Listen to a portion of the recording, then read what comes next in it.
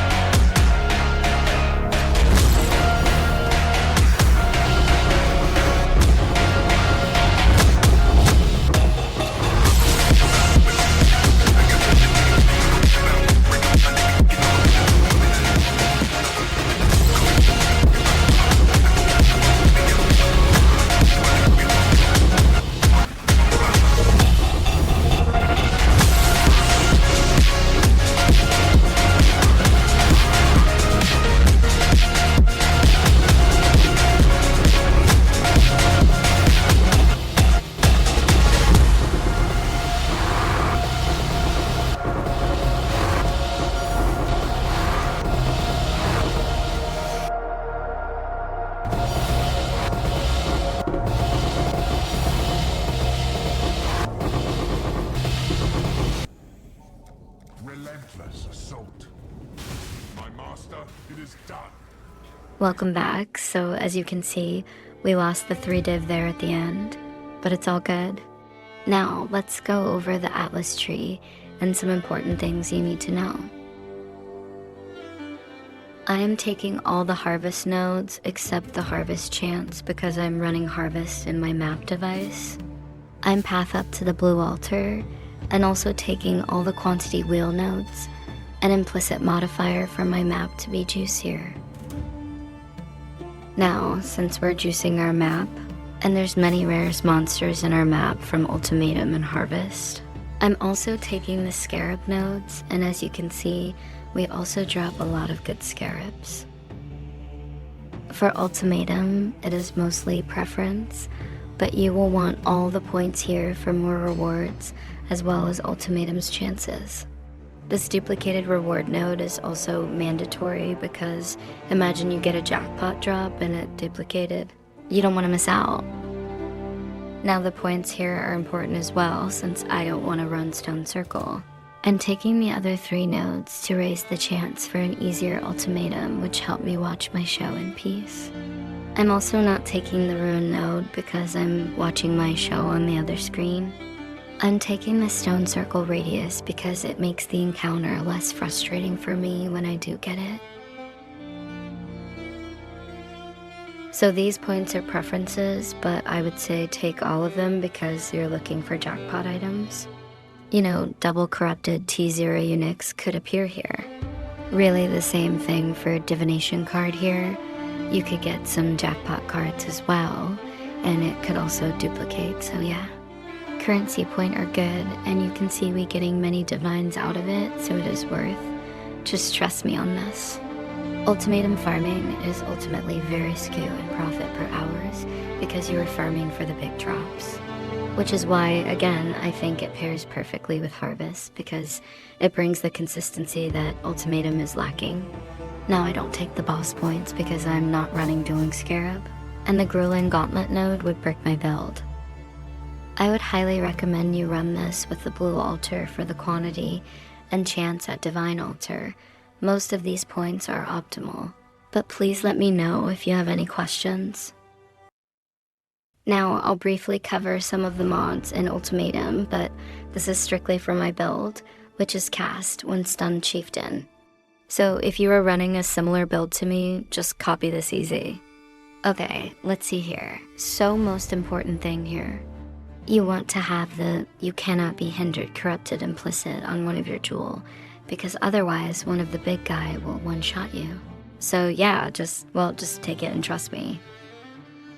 So since you're hindered immune, this node should be free as well.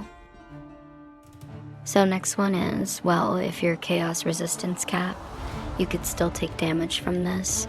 So if you want to stand still, highly recommend to avoid this one. At least don't upgrade it to level 4. And just avoid this physical dot altar. You'll probably die, but take if you must and stay away from the altar. Now some of these mods could break your build, so maybe it's not free for you. Obviously, if you rely on crit, don't take the 0 crit node. My build can run the Ruin guy, but you probably don't want to run the shady Ruin dude if you want to chill, so I never take them. Less recovery or no-no, and the monster always crit can one-shot you. I do have crit immune after stunned, but why risk it, right? Maybe the first hit will kills me. Now these are easy mod to run, and you want to have corrupted blood immunity for this. Actually, I might move this physical overwhelm node down since it doesn't kill me, but it might kill squishy players. Yeah, let's do that. So yeah, this is the tier list. Take it and put in your Awaken Trade macro. It's pretty handy. Now for these 100 runs, I did keep track of them on Wealthy Exile, but the snapshot was bugging out somewhat, so I didn't get to keep track of the div per hours. But I did get to track all the loots in my dump tabs. Honestly, since it's a jackpot farming strat, and I didn't do this 100 maps in one sitting, I feel like it would be pointless to give a div per hours number, but we'll go over all these loots and talk about it. As you can see, the majority of loot came from the raw divines, the divines inscribe, and life force. I did get a lucky power rune drop, but it's not from the content, so we don't count those. I'm also not going to count and run all the inscribe ultimatum, but I'll trade them 5 for 1 by selling to the vendor. As you can see, I lost 9 divines there. Now, these life force are very liquid and made up to be about 44 divines, which is great and consistent as usual. I'll filter out some of these maps since honestly, I'm not really selling any of those, and will feed to my mappers most likely. T17 will be easy to sell though, and they're worth a lot of money right now, especially if you're farming the good one. Oh, right. I tried to put the 9 level 3 Enlightened gem in here, but it did not sync, so there goes 9 Divine's profit. So the bulk of the profit are mostly in Inscribe, Ultimatum, and Life Force, which is very easy to sell or run.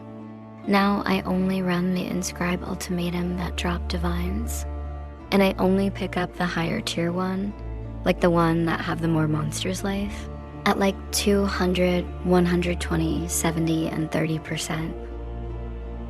So the 200% monsters life goes for about 3 Divines, and if you cannot run the 4 Divines Inscribe Ultimatum, you can sell them for 3.5 Divines no problem.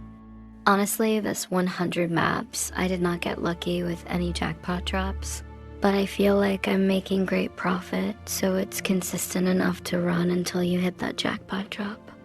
The div card I got weren't that great, and I didn't get any amazing double corrupted eunuchs as well. These scarabs are pretty good though, so I think it was worth it to pick up the scarab nodes on the Atlas's tree. Now the investment was around 10 divines in map if you're buying 8 modded map with rejects for 15 chaos per map, 12 divines for the doubling scarab, and it's totally worth it.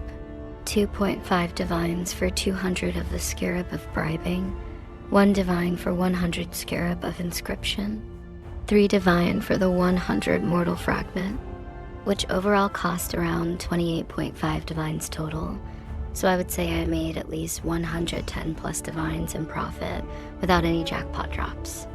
Now that would equal to about 1 divine profit per map, plus chance at jackpot, so it's a very good strat, I would say.